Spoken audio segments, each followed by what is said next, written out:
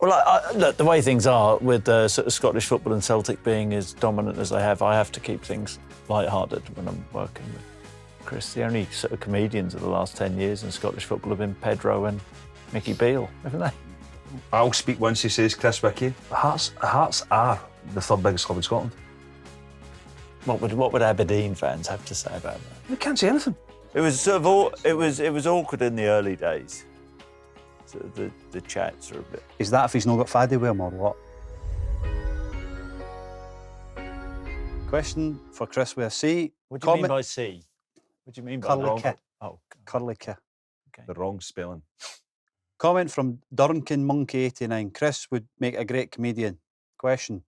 Funniest teammate or manager? Well, look, the way things are with sort of Scottish football and Celtic being as dominant as they have, I have to keep things light-hearted when I'm working with Kris. The only sort of comedians of the last 10 years in Scottish football have been Pedro and Mickey Beale, haven't they? Haven't they? I'll speak once, he says, Kris Wicky. Okay. Funniest teammate or manager? Funniest teammate, Rural Fox from back in the. What the a old winner. Norwich He was a good days. player, wasn't he? Good player, funny guy, very funny guy. Manager? Manager. It's a waste of time asking that. Manager, the funniest manager, Gordon Strachan. Oh, he just seen right through you. Boydie, question for you. Comment from Ernest Mosley 8156. Hearts, Scottish third biggest club, according to Boyd. Yes. How is that possible? They are not even the biggest club in Edinburgh. Who will be the third forced? And is Hearts chat disrespectful to Hibs? Hearts will be third. And I can't. Why would anybody? Yeah, but they weren't when you made that comment. Hearts are the third biggest club in Scotland.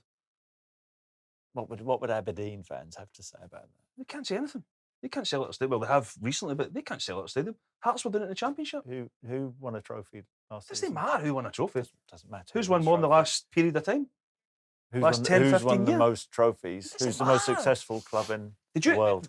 Did you say question for me or question was that for Kris? No, that's for you, No, Kris. was that for Boyd. me? Kris Right, with a that was for K. me, right? Okay. Hibs have got the biggest stadium, but Hearts have had the biggest average attendances for a longer period of time. What's the difference? Oh my God, here he goes again. What's the difference? Hearts. Prove that. You don't know that. In recent time, 400. In recent times, Hearts have been relegated twice. Hibs once, but Hibs have played more seasons in the Championship. What else? So is this what's making them a bigger club? Hearts are a bigger club than. So Hibs give Hibs the way stand. Sometimes it's best not to talk. No, the way stand at Easter Road. Hibs give Rangers and Celtic, but Hearts don't. So they're selling more tickets to their own. Yeah. Hearts are a bigger club than Hibs. Okay, we've had a comment from Phil Sora 491. The Sutton and Boyd Joe is bizarrely wholesome. Question: what's your most wholesome thing you have done for each other? Yeah, you gave us a massage, didn't you, up at Dundee? Yeah, in the car.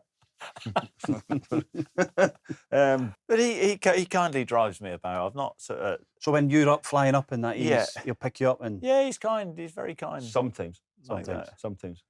depends on It how was long sort the of journey is. it was awkward in the early days. Sort of the chats are a bit. Is that if he's not got faddy with him or what?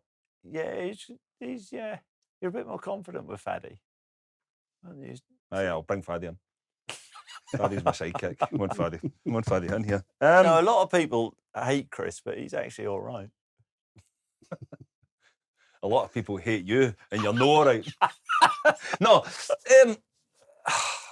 I think we've got everybody thinks that we hate each other. Like you know, like we actually get on. But I don't know how it'll be once the tables turn. Once once the Teddies are back on top, I'm interested to see how he reacts. I mean, over the years, I've been proven to be a fair loser. I don't mind losing at times.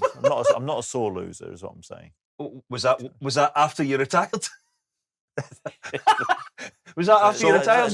So what we're saying is, you both have got a good relationship. And no. What did you just say there? What did you just say there? I've never been a sore loser. Wow. Wow.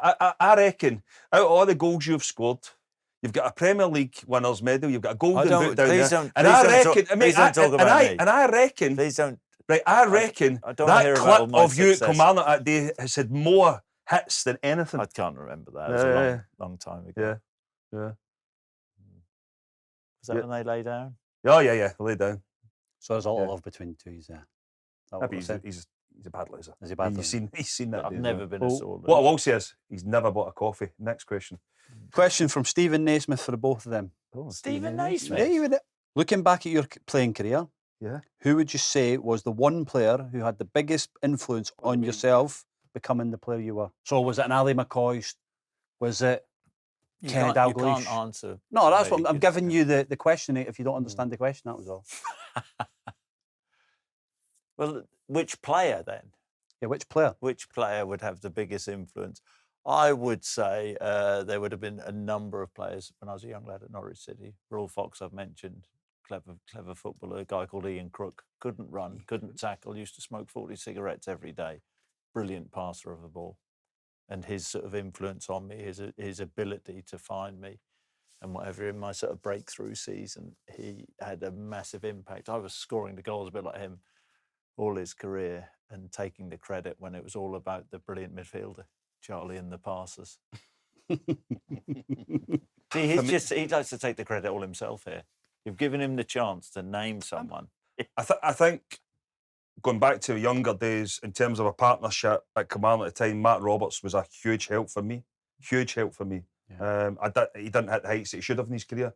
But I think from that young age, when I went into that Kilmarnock dressing room, for somebody who I ended up with for a large chunk of my career, as a player, as a coach, managed one game, 100% record. Obviously lost the game at Dunfermline. I need to say Ian Durrant. I think just that the connection I had with him right away. I think because he was coming towards the end of his career and he was obviously going into coaching. But I'll still speak to him right now in terms of he could see that there was an opportunity maybe for me to go and become, a striker was going to score goals, but he could see movements that from a midfielder he would speak to me and if you do this, then there's more chance for the midfielder finding you, your runs. And when you've got somebody like Ian Durrant telling you this, you're like, whoa. Yeah. You obviously been with him as well. Fantastic player. And as I said, I was fortunate enough, Kilmarnock, Jim Jeffries came in after Bobby Williamson had left, made him part of his staff with the younger ones, was fantastic for all us, got his move to Rangers, and then even when I went there, that transition from Kilmarnock to Rangers was a lot easier because of Durrant as well. Yeah. And I still speak to him to this day. So I think in terms of players that I've played with, Ian Durrant would be, the biggest influence.